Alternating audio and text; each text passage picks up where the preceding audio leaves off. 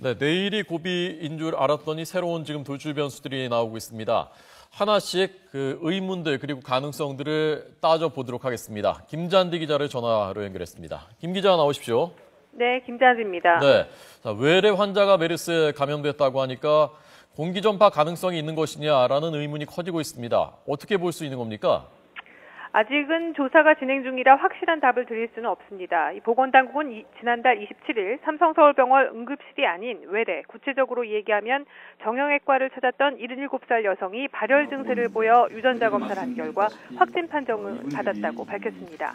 이 환자는 정형외과 외래를 보기 전에 엑스레이 검사실과 응급실 쪽 화장실을 들렸다고 알려졌습니다. 하지만 14번 환자는 남성이고 확진 환자는 여성이기 때문에 화장실 접촉 도 불가능합니다. 이 감염 경로가 아직까지 확실하지 않은 이유인데요. 이 보건당국은 CCTV 등을 통해서 환자의 구체적인 동선을 조사하고 있습니다. 이미 여러 차례 말씀을 드렸지만 국내 메르스 바이러스는 중동에서 유행하던 것과 같은 것으로 변이는 확인되지 않았습니다.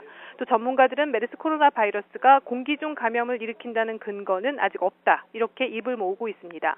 침이나 가래, 직접적인 접촉 등을 통한 감염이라는 것입니다.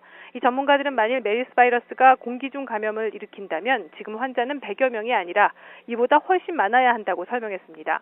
실제로 2009년 신종플루 때 국내에서 첫 환자가 발생한 뒤 2달 만에 환자가 900명을 넘었고 6개월도 안 돼 9,000명에 육박한 적이 있습니다. 네, 그 외래 환자는 그러니까 공기 감염이 아니라 뭐 진료기라든가 아니면 이동 공간이 겹쳐서 거기서 뭐 문고리라든가 그런 데서 감염됐을 가능성도 배제할 수는 없는 거죠?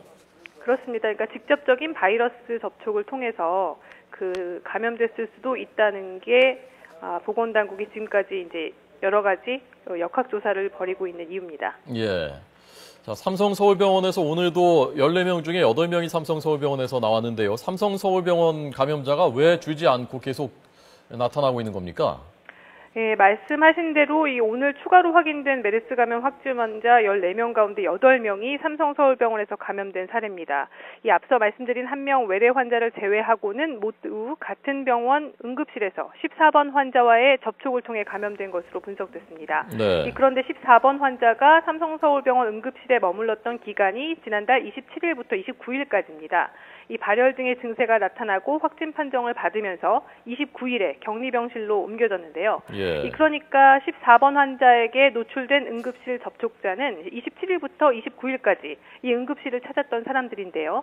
메르스의 최대 잠복기를 2주로 보고 계산을 해보면 14번과 접촉한 사람들 가운데 각자의 개인적인 그 잠복기를 거쳐서 지금 발병하고 확진이 되고 있는 상황입니다. 예. 따라서 최대 잠복기인 2주가 끝나는 내일이 지나면 14번 환자로 인한 응급실 감염 환자는 더 이상 나오지 않을 것으로 보고 있습니다. 즉 오늘과 내일까지는 환자가 더 추가될 가능성이 있습니다. 네, 그렇군요. 자, 전체적으로 보면요, 김잔디 기자, 지금 네. 이 메르스가 확산되는 추세라고 볼 수 있는 겁니까? 아니면 그래도 전체적으로는 좀 진정되는 국면이라고 볼 수 있는 겁니까? 예, 이제 그 정점은 지났다는 게 보건당국의 판단인데요. 중앙 메르스 관리 대책본부는 오늘 추가된 환자 가운데 삼성서울병원에서 옮은 환자가 8명이고 그래서 이 병원을 중심으로 한 2차 유행이 이 감염자가 지금까지 55명이라고 밝혔습니다. 예. 이 보건당국은 삼성서울병원 응급실의 환자 발생은 14번 환자와 접촉한 사람들의 잠복기가 끝나는 내일이 지나면 더 나오지 않을 것이다 이렇게 예측하고 있는데 이 삼성서울병원에서 감염된 환자를 중심으로 한 2차 유행 외에 또 다른 유행병원이 나오지 않는다면 이번 주말을 지나면 환자 증가세가 꺾이지 않을까 이렇게 예측하고 있습니다. 예를 들면 첫 집단 유행지가 됐던 평택 성모병원의 감염자는 지금 사흘째 더 나오지 않고 있습니다.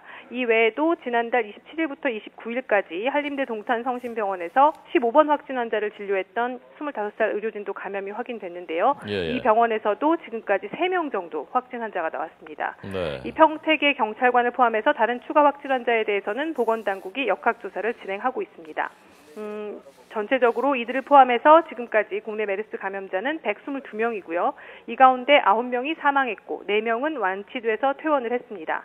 보건당국은 또 현재 격리 대상자가 3,800여 명이고 의심 증세가 있어 검사를 진행하고 있는 사람은 200명이 넘는다고 밝혔습니다.